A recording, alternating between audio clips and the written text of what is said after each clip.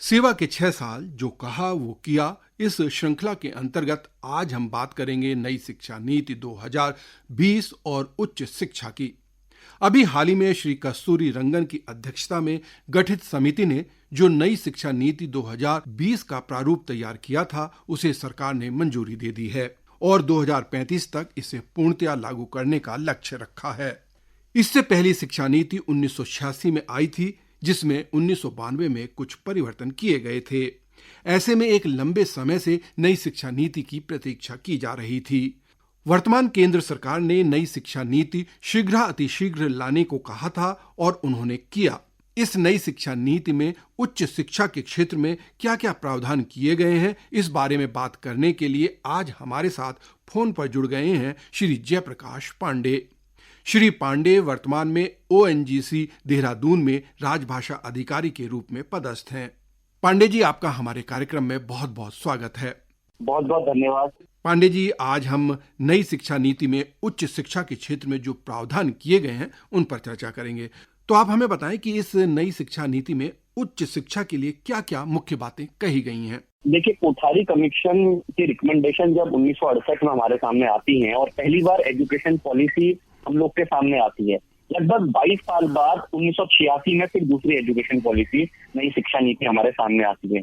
लगभग 28 साल के बाद, क्योंकि 1992 में थोड़ा सुधार जरूर हुआ था, लेकिन लगभग 28 साल बाद ये शिक्षा नीति आई है, जिसने एक समग्र नीति की बात की है। हालांकि बहुत सारी चीजें इसमें पहली की समिति की तरह हैं। जहां तक उच्च शिक्षा की बात आती है, देखिए, इस चीज को हमने भारत की राजनीतिक विरासत से और वर्तमान राजनीति से जोड़ते हुए देखना पड़ेगा, क्योंकि अगर आप 2014 के बीजेपी के मैनिफेस्टो को अगर देखें तो नई शिक्षा नीति का उसमें जिक्र है।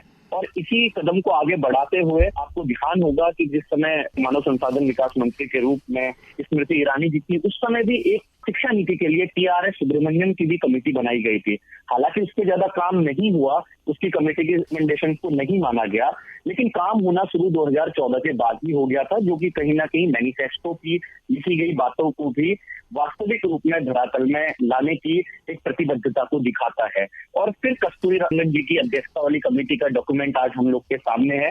जो मुख्य बात मुझे सबसे पहली बात जो लगी कि जीडीपी का जो हम बोल रहे हैं कि अभी 4 से 5% हम हायर एजुकेशन में और उच्च शिक्षा में खर्च करते हैं, इसको हम 6% तक पहुंचाएं। हालांकि ये बात 1968, 1986 में भी कही गई थी, लेकिन जिस तरीके के सशक्त कदम अन्य चीजों में भी वर्तमान सरकार द्वारा उठाए जा रहे हैं, तो ये उम्मीद की जा सकती है कि जीडीपी के 6% तक हम इसको पहुंचा पाएं। दूसरी चीज, सरकार के खर्चे का 20% शिक्षा में ही खर्च हो, ये एक दूसरा अहम मुद्दा है जो उच्च शिक्षा के लिए बहुत नए रास्ते भी खुलेगा। तीसरी चीज, क्योंकि हम ये देखते हैं कि हमारा जो इन्वॉल्वमेंट रेशियो है वो बेसिक शिक्षा में तो कम है ही, साथ ही साथ हायर एजुकेशन में भी कम है। तो मैं आपको बताना चाहूंगा कि अभी हाल ही में एक अखिल भारतीय सर्वेक्षण हुआ था, जिसमें देखा गया कि 2011-12 में हमारे यहाँ मात्र 20% आबादी लगभग हायर एजुकेशन की तरफ जाती है, उच्च शिक्षा की तरफ जाती है, और वही वो आबादी 2017-18 में 25% तक पहुंची है। ऐसे में शिक्षा नीति का लक्ष्य है कि 2035 तक हम इस 25% को 50% तक पहुंचाएं, जो कि एक बहुत ही शानदार कदम मेरे हिसाब से है। इसके अलावा जो सिंगल डिसिप्लिन यूनिवर्सिटीज अभी हमारे चारों तरफ देखने को मिलती हैं, उनकी जगह मल्टी डिसिप्लिनरी यूनिवर्सिटी की बात की गई है। 2040 तक ये टारगेट पूरा करना है। जब मैं बात बोलता हूँ मल्टी डिसिप्लिनरी यूनिवर्सिटीज की, इसका मतलब है कि अगर किसी कॉलेज में, अगर किसी यूनिवर्सिटी में एक ही विषय विशेष की पढ़ाई कराई जा रही थी, अधिकतर प्रोफेशनल कोर्सेज में देखने को मिलता है, वहां अब आपको मल्टी डिसिप्लिन देखने को मिलेंगे। साथ ही एक बड़ी बात इन्होंने जो बोली कि प्रत्येक जिले में या उसके नजदीक में यह मल्टी डिसिप्लिनरी यूनिवर्सिटीज को खोला जाएगा। ये भी एक अहम बिंदु इस उच्च शिक्षा नीति में मैंने जो पाया।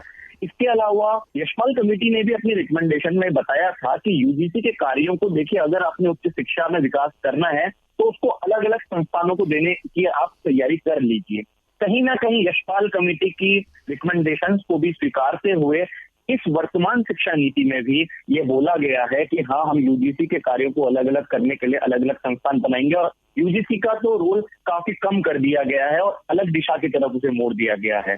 इसके अलावा एक और अहम बिंदु सर मैं जिक्र करना चाहूंगा, राष्ट्रीय शिक्षा आयोग की बात इन्होंने की है। ये राष्ट्रीय शिक्षा आयोग एक तरीके से नियंत्रक एजेंसी के ही रूप में स्थापित होगा।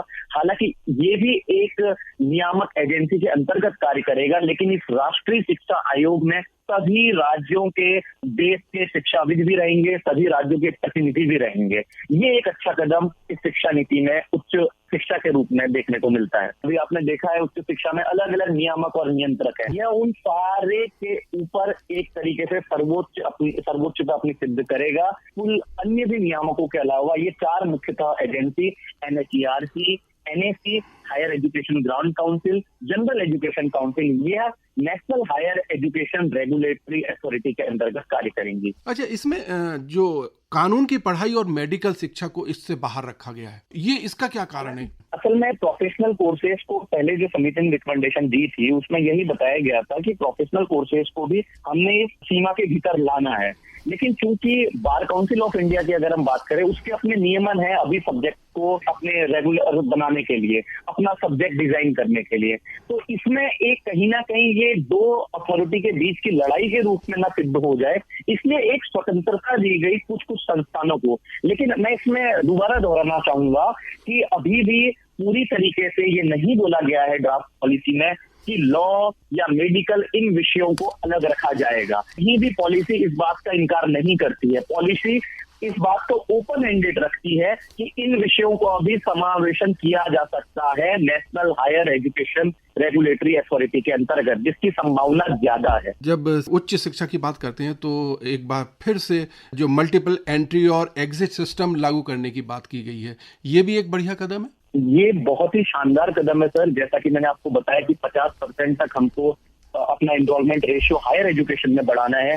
अभी इसमें इन्होंने देखिए 4 साल का स्नातक कोर्स बना दिया है। ये बोलते हैं कि आप अगर किन्हीं कारणवश, जो कि प्राय होता ही है कि अगर आप हायर एजुकेशन में जा रहे हैं, अगर आपका 1 साल के बीच में अगर आप अपनी पढ़ाई छोड़ देते हैं, 2 साल के भीतर छोड़ देते हैं, तो आपको ना कोई सर्टिफिकेट मिलता है ना कोई डिप्लोमा मिलता है। और एक तरीके से आपकी पढ़ाई सर्टिफिकेटों के मामलों में कहीं ना कहीं एक तरीके से वो समय की बर्बादी ही नजर आती है। लेकिन अब आपका समय खराब नहीं होगा। अगर आप 1 साल में अगर आप ग्रेजुएशन में किसी कारणवश छोड़ देते हैं तो आपको सर्टिफिकेट मिलेगा, 2 साल में अगर छोड़ देते हैं डिप्लोमा मिलेगा, 3 साल में छोड़ देते हैं डिग्री मिलेगी, और 4 साल में एक ऑनर्स मिलेगा, जिसमें अगर आप साथ में रिसर्च का सब्जेक्ट रखते हैं तो आप डायरेक्ट PhD भी कर सकते हैं।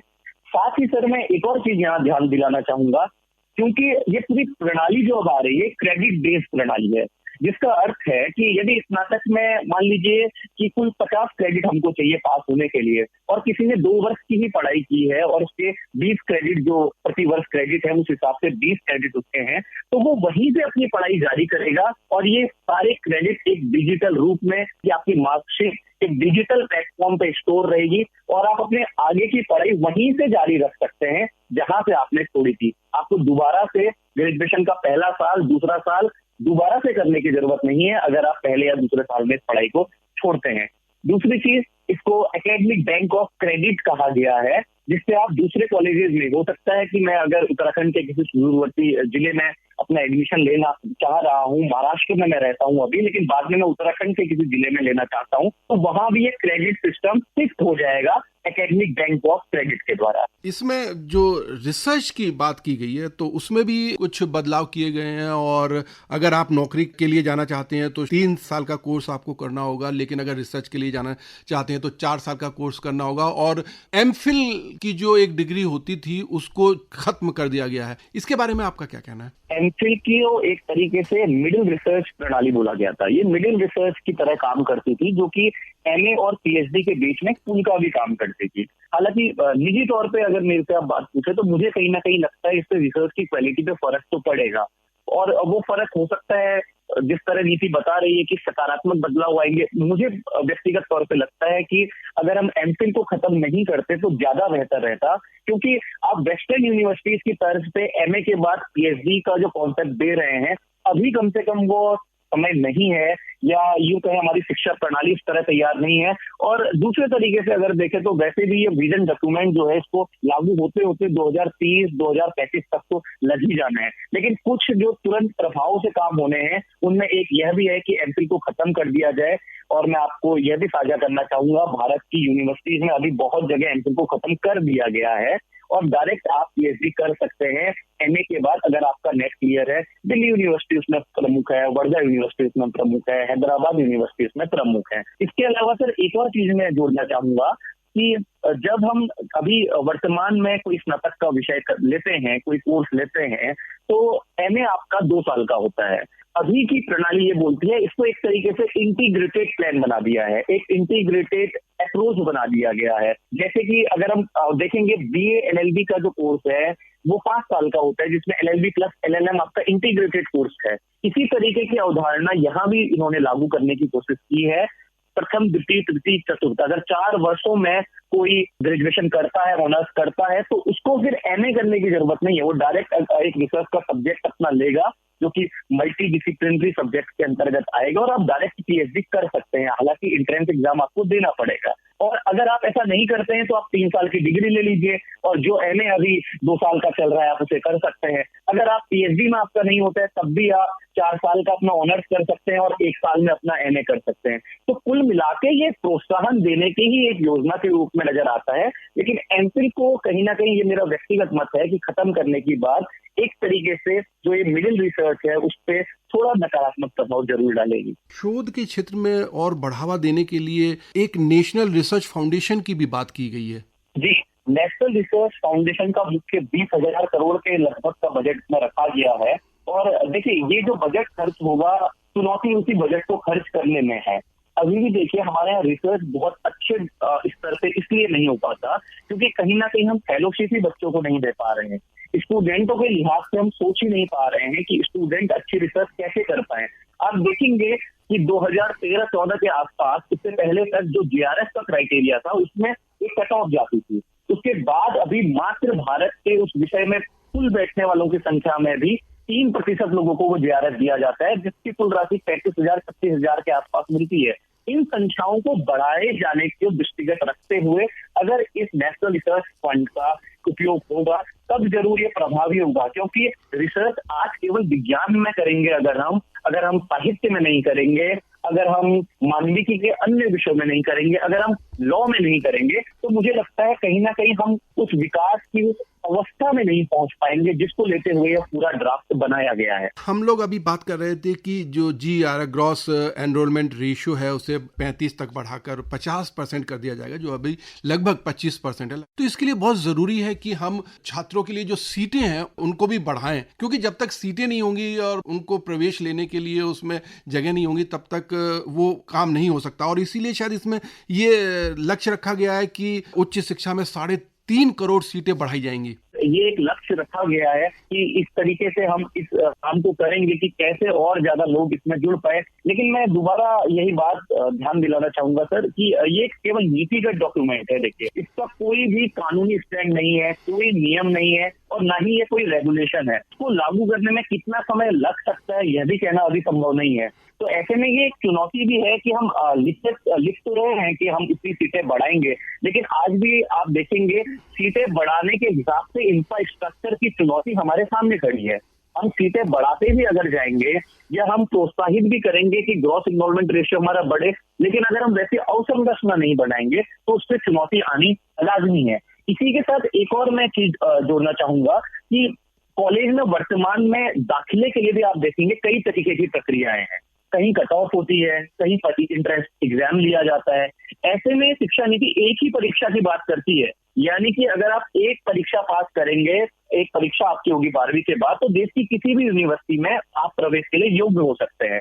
और खासकर अंकों के आधार पे ये प्रवेश चीज होगी कि आप जिस समय आपका एंट्रेंस एग्जाम होगा आपको कितने अंक प्राप्त होते हैं। इसकी सबसे खास बात है कि यह साल में 2 बार यह परीक्षा होगी, यानी कि अगर आप एक बार अच्छा परफॉर्म नहीं कर पाते तब भी आपको एक मौका दिया जाएगा। और यह चीज जोड़ती है बेसिक शिक्षा नीति की उस बात के साथ जहां बोर्ड एग्जाम देने के लिए भी 2 मौके देने की बात की है। यानी कुल मिलाकर यह कहा जाए कि मंशा तो इस नीति के पीछे बहुत अच्छी है, बस देखा जाए कि किस तरीके से नीति लागू हो पाती है। जब उच्च शिक्षा की बात आती है तो स्वाभाविक है कि जो फीस की भी बात आती है, और इसमें एक चीज का और जिक्र किया गया है कि जितने भी उच्च शिक्षा संस्थान हैं उनको अपनी फीस स्ट्रक्चर में एक पारदर्शिता लानी होगी, और ये एक अच्छी बात है अगर इस पर भी एक काम होता है नई शिक्षा नीति के अंतर्गत। उच्च शिक्षा में ट्रांसपेरेंसी और वो भी फीस के मामले में बहुत बड़ी चीज है। आज आप देखेंगे कई जगह इस विषय को लेते हुए पिछले 2 महीने में अखबारों की सुर्खियां बनी हुई न्यूज़ें हमें देखने को मिलती हैं कि फलाना कॉलेज में, मेडिकल कॉलेज में फीस अप्रत्याशित रूप से बढ़ाई गई। और खासकर कुछ राज्य विशेष, या हम कहें उत्तराखंड राज्य में ही अगर आप देखें तो अभी हाल ही में कुछ समय पहले फीस में बढ़ोतरी की गई है। ऐसे में और प्राइवेट इंस्टीट्यूशन का तो आप छोड़ ही दीजिए, उनका तो हिसाब किताब हमारे सामने कभी आ ही नहीं पाता।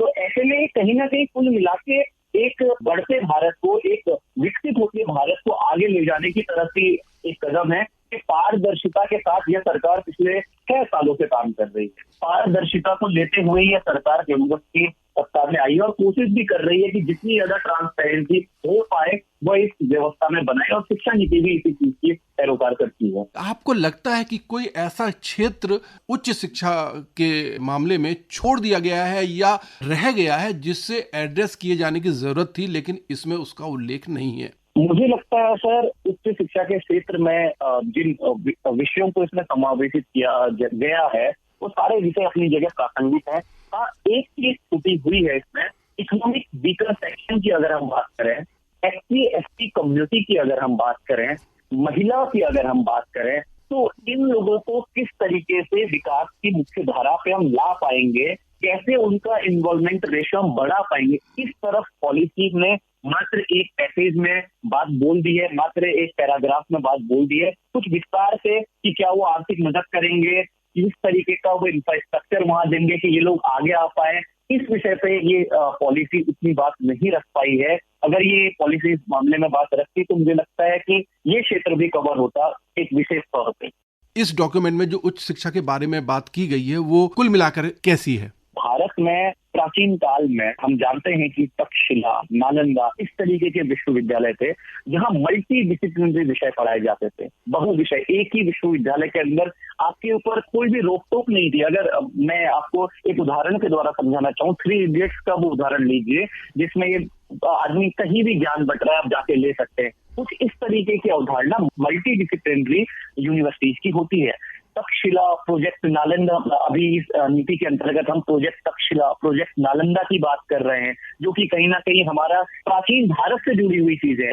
हम बात कर रहे हैं कि फॉरेन कॉलेजेस के कैंपस को हम भारत में खोलेंगे, जिससे अभी केवल जहां मॉरिशस और अफ्रीका के बच्चे ही भारत में केवल अभी आते हैं, अन्य देशों के बच्चे भी हमारे यहाँ आए और हम उच्च शिक्षा के एक हब के रूप में भारत को स्थापित कर सकते हैं। स्टूडेंट के पॉइंट से भी अगर हम देखें तो इस नीति ने काफी कुछ बातें अपने कलेवर में समावेशित की गई हैं। उसके अलावा स्नातक कोर्स में जो ग्रॉस इन्वॉल्वमेंट रेशियो है उसको बढ़ाने के लिए काफी बातें कही हुई हैं। तो मोटा मोटी तौर पे अगर हम देखें कि उच्च शिक्षा के क्षेत्र में हालांकि 28 साल बाद ये पॉलिसी आई है, ये अपने मूल तत्व में बहुत ज्यादा प्रासंगिक है। और अगर इसको ज्यादा देर न की जाए, क्योंकि इसके सारे लक्ष्य 2035-2040 तक के हैं और बीच में सरकारें आएंगी और जाएंगी और उस तरीके से बदलाव भी होंगे, क्योंकि ये सरकार के हाथ में है कि वो इसकी ड्राफ्ट पॉलिसी किस रिकमेंडेशन को माने और किसको छोड़ दे। तो हम यही उम्मीद कर सकते हैं कि इतनी बेहतरीन पॉलिसी की रिकमेंडेशंस को लागू किया जाए। उच्च शिक्षा के क्षेत्र में 1-2 विषय अगर छोड़ दिए जाए तो कुल मिला के यह पॉलिसी वर्तमान भारत के लिए बिल्कुल प्रासंगिक नजर आती है। जयप्रकाश जी, आपने उच्च शिक्षा के बारे में जो नई शिक्षा नीति के अंतर्गत प्रावधान किए गए हैं विस्तार से चर्चा की। आपका बहुत बहुत शुक्रिया, बहुत बहुत धन्यवाद।